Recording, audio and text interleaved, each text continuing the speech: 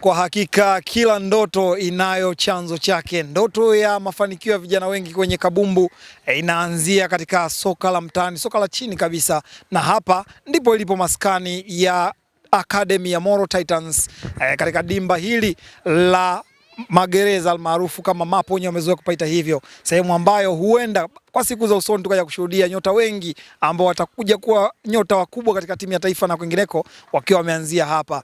Ndipo ambapo walimu wanapambana katika kuhakikisha mambo yanakaa sawa sawa, kutengeneza kitu bora kabisa kwa ajili ya soka la baadaye, lakini ndoto ya vijana wengi inaanza kutengenezwa siku ya leo. Hii sio hadithi, hii ni uhalisia, kile ambacho kinaanza kutengenezwa. Tunashuhudia vijana wengi wakiwa mazoezini muda huu, wanajiandaa katika kuhakikisha wanatengeneza maisha yao ya baadaye kwenye football. Ndipo ambapo tunataraji kuona walimu wakipambana na baadaye kutuletea nyota wakubwa katika soka la nchini kwetu Tanzania. Tuko hapa kuzungumza kuhusiana na namna ambavyo kituo hiki kimeanza mpaka kilivyo, namna ambavyo kina wapokea vijana wa umri gani, vijana wa namna gani, kutoka maeneo gani, lakini pia namna ambavyo malengo ya kituo hiki katika kuhakikisha kinaweza kutimiza kila ndoto ya kijana ambaye yuko hapa kwa ajili ya kuhakikisha anavuja jasho kwa ajili ya kuitengeneza kesho yake kwenye mpira wa miguu. Hiki ni kituo ambacho kinaitwa Moro Titans, ambacho kinapatikana katika kata hii ya Boma, katika eneo hili la Magereza, ambapo pengine tutakuja kuzungumza na mwalimu hapa, atakuja kutuambia kuhusiana na hadithi nzuri kuhusiana na kituo hiki, namna ambavyo kimeanza mpaka hivi kilipofikia. Mwalimu Tuilumba Simon Loko Junior, ambaye huyu bwana kwa wasifu ni mwalimu ambaye anamiliki vyeti viwili, kwa maana ya cheti cha mafunzo ya vijana wadogo kwa ukocha kwa maana ya grassroots, lakini pia mafunzo ya CAF Diploma D. Ni mwalimu by professional ambaye yeye ndio mwalimu mkuu wa kituo hiki cha Moro Titans. Anayo kuyazungumza kuhusiana na namna ambavyo kituo kimeanza, lakini pia atatupa hadithi ya namna ambavyo vijana wanaendelea, kwa maana maendeleo yao kwenye kujifunza mpira wa miguu kutokea ngazi ya chini mpaka kuja kwenye wale ambao kidogo wana ukubwa, kwa sababu tayari tumeona kuna marika tofauti tofauti hapo. Hapa Moro Titans tuna idadi ya vijana 50, 30 wakiwa chini ya miaka 16 na 20 wakiwa chini ya miaka 13. Namna ambavyo kituo kimeanza, unaweza kutupa kidogo hadithi nzuri ya namna ambavyo kimeanza na mpaka kufikia leo? Kimeanza lini? Kilianzaje? Ilikuwaje mpaka mkaanza kuanzisha kituo kwa namna hii? Mimi nimehamia hapa nadhani 2022. Nilipohamia hapa nilikuwa naona vijana wengi wakiwa wanacheza pale ninapokaa mimi nje. Watoto kwa kicheza wenyewe, wanacheza bila kuwa mwalimu na nini. Ile kitu ilinivutia kwa sababu niliona wengi wakiwa na vipaji. Nikasema kwa kuwasaidia jamii yangu, ndio maana nikaamua niende kusoma kwanza grassroots, nikarudi niende kuwasaidia, lakini pia nikasema nisiwe tu na watoto wadogo, niongeze kidogo, ndio nikaenda kuongeza ili niweze kusaidia na wengine wa chini miaka 16. Changamoto ambazo mnakutana nazo hasa katika soka la vijana ni nini hasa, unaweza ukatuambia kwa uchache? Changamoto ni nyingi. Tunakutana na changamoto mbali na vifaa, fedha, lakini pia tunakutana na changamoto wazazi kutokuelewa thamani ya mpira. Nadhani bado tuna nafasi kubwa sana kuendelea kuwaelimisha wazazi umuhimu wa mpira katika jamii yetu, katika maisha ya mmoja mmoja. Sawa, maoni yako kuhusiana na soka la vijana kwa ujumla, kwa sababu tumeona vijana wengi hapa na tunafahamu kwamba kwenye mpira huenda ikawa ni ndoto ya vijana wengi. Sasa hivi mpira ni ajira tunazungumza, na hauwezi kuanza juu, lazima tuanzie huku chini kama ambavyo nyinyi mnaanza. Pengine maoni yako ni yapi kuhusiana na mtazamo wa jamii nzima kuhusiana na mchezo wa mpira wa miguu? Maoni yangu kwa soka hili la vijana, na si kwanza wazazi tuwekeze kwa watoto wetu.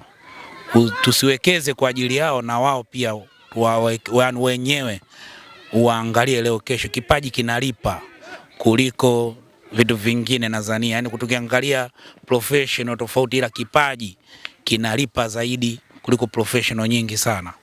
Unajua, unaweza kama umesoma ukaajiriwa, utasubiria miaka 60 ndio utasaini milioni 200, ila kwa kipaji milioni 200 utasaini within 1 hour. Kwa hiyo wazazi tuone thamani ya kipaji cha mtoto.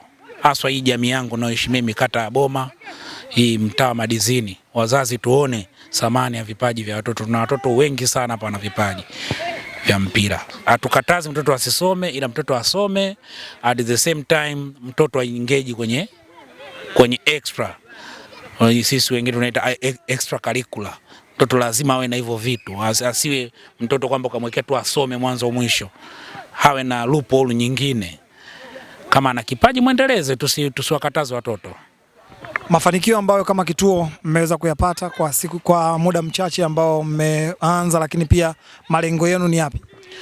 Malengo yetu kwanza kabisa kurecruit vijana, kuwasaidia, kuwapa ile basic kuanzia chini huku.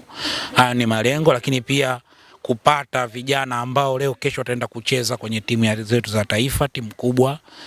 Na malengo yetu sio nchini hapa, kama Mungu akisaidia wataenda kucheza hata nje ya nchi, sababu sasa hivi dunia ni kama kijiji, kwa ni rahisi mtoto leo kwenda kucheza nje kuliko kucheza hapa nchini.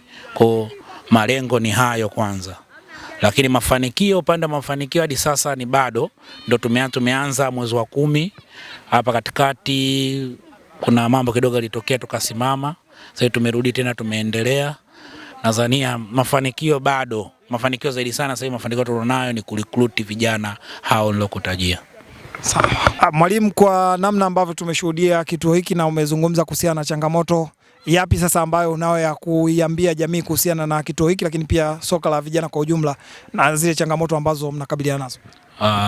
Jamii na tukiomba wadau wa michezo mbalimbali, wafanya biashara, waweze kuja kutuona, kutudhamini, kutusaidia, kwa sababu tunachokifanya sio litani itakuwa kwetu tu, itakuwa kwa jamii nzima.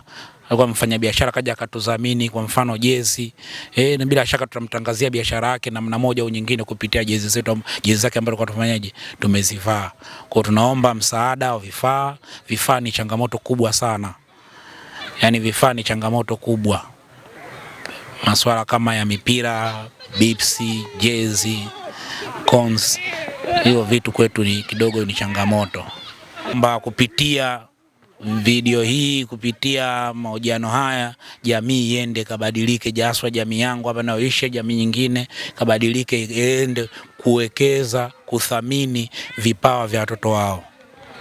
Naam, hayo ni yale ambayo ameweza kuyazungumza Mwalimu Tuilumba Simon Loko Junior, mwalimu mkuu wa academy ama kituo cha Moro Titans. Amezungumza mengi sana, tumepiga story nyingi kuhusiana na namna ambavyo soka la vijana lilivyokuwa, kituo hiki kilivyoanza mpaka kilipofika hii leo. Bado hakina mafanikio makubwa, ni kituo kichanga, lakini changamoto, miongoni mwa changamoto ambazo wanakabiliana nazo ni hizo, upungufu wa vifaa kama jezi, cons, lakini pia bibs zile za kufanyia mazoezi, lakini pia mipira pamoja na vitu vingine ambavyo wamevizungumza hapa. Na nahodha wa kikosi hiki cha Moro Titans atajitambulisha kwa majina, lakini pia yapo ambayo atakuja kutuambia hapa. Unaitwa nani?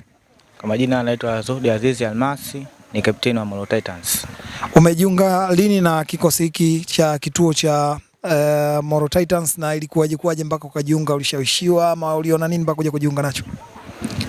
Kwa upande wangu kujiunga kwenye kikosi hiki nilijiunga toka mwaka jana, maana ndio timu ilipoanzishwa, na timu ilipoanzishwa tu na mimi pia nikajiunga. Na mambo yalionishawishi mpaka nikajiunga kwenye kikosi hiki cha Moro Titans ni kutokana na nidhamu iliyokuwa kwenye timu hii, na mambo mengi sana kwa kwenye timu hii, kama vile wachezaji hapa wanacheza kwa ushirikiano, wanapendana, wachezaji pamoja na makocha na mwalimu wetu. Kwa hilo ndio jambo ambalo limeshawishi kuja kwenye timu hii hapa. Kila mchezaji ana ndoto na matamanio ya kufanikiwa kwenye mchezo wa mpira wa miguu. Kwako ndoto yako na matamanio yako ni kufika wapi? Kwanza, mchezaji yoyote katika karia ya soka ambaye anacheza mpira, asilimia kubwa ni kuja kufanikiwa katika maisha yake ya mpira wa miguu. Kwangu mimi na ndoto kubwa sana ya kuja kufanikiwa katika mpira wa miguu, kwa sababu hiyo ndio karia yangu toka niko mdogo, na nacheza mpira kuanzia sasa mpaka pale ambapo Mungu atanifungulia njia ili niweze kutoboa katika maisha yangu. Asante. Kuna mchezaji yote ambaye kwako unamtazama kama kioo, unajifunza zaidi kutoka kwake, awe wa ndani ama wa nje, na unaamini ipo siku utakapofanikiwa huko pengine itakuwa ni mchango mkubwa sana kujifunza kutoka kwake? Ndio, wachezaji wapo wengi, kwangu mimi ninatazama kama kioo, role model. Kama nikichukulia mfano tuseme mchezaji wa nje Ulaya kama ule Jude Bellingham, Vitinha, kwa sababu mimi nacheza midfield. Kwa kama anacheza midfield, wale kwa wachezaji wao anaocheza yeye, na muangalia najifunza vingi kutoka kwake, na natamani nije kuwa kama yeye, kwa sababu nikiangalia namna ninapocheza mimi na uchezaji wake yeye kanizidi high class. Kwa hiyo kuna mambo mengi sana mimi naangalia kutoka kwake, nijifunze ili na mimi baadaye nikuje kuwa bora zaidi. Asante. Kwa ndani nani ambaye anakuvutia sana na unamtazama kama kio? Kwa ndani hapa kwa kuwa mimi nacheza namba 6, kwa sasa ni Kagoma. Kagoma ananivutia sana kwa sababu ni kiungo ambaye anajua kucheza, anajua kusoma mchezo kabla ya mechi. Pia anakaba, anapiga pasi sahihi. Kwangu mimi ndio huyo kwa ndani hapa. Okay, sawa. Mmewahi kucheza mchezo toka mmejiunga hapa, na mchezo ambao umebaki katika kumbukumbu yako, hiyo ya kirafiki ama wa kimashindano, wote umebaki katika kumbukumbu yako usahau toka mmejiunga na Moro Titans? Ndio, tumecheza michezo mingi, ila kuna mchezo mmoja ambao mpaka sasa hivi umebaki kwenye kumbukumbu yangu kwa sababu tulicheza na timu kubwa. Tulicheza na Moro Kids ambapo walikuja hapa, tulipishana nao msuli, japokuwa matokeo hayakuwa mazuri kwetu. Tulitoka 3-2, lakini kwa ule mchezo kia Mungu kuna vitu vingi sana tulijifunza kwa sababu tulicheza na wachezaji ambao wapo high class.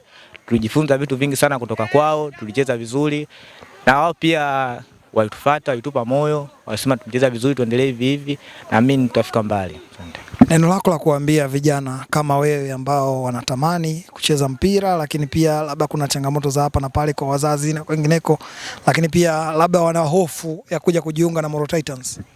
Neno la kuambia vijana wenzangu, mpira sasa ni biashara, mpira ni maisha, mpira pia unakufanya uweze kutambulika sehemu nyingi mbalimbali. Kwa hiyo neno la kuambia vijana wenzangu, kwa mimi tucheze mpira, na kama kuna changamoto mbalimbali za wazazi, basi naomba ni kama wazazi wa vijana wenzangu waweze kuwasaidia vijana wacheze mpira, kwa sababu mpira una mambo mengi. Cha kwanza unaimarisha afya, cha pili unakufanya unakuwa bora, pia unatengeneza maisha. Hivyo sana. Asante sana. Asante. Kutokea hapa katika kituo hiki cha Moro Titans katika dimba la Mapo lipo maeneo ya magereza katika kata hii ya Boma, mtaa wa Madizini. Mimi ni Rashid Tandawala kutoka Bongo Play TV. Kumbuka Bongo Play TV tunaipa thamani kweli kweli michezo, hasa katika mkoa wetu huu wa Morogoro, na sisi tuko kwa ajili ya kuhakikisha tunatimiza ndoto za kila mtu. Kila kijana ndoto yake ni kufanikiwa, basi sisi tunatafuta namna ya kumsukuma au kumpushi ili aweze kufikiwa. Bongo Play TV hakika tuko kwa ajili yako kiburudani zaidi.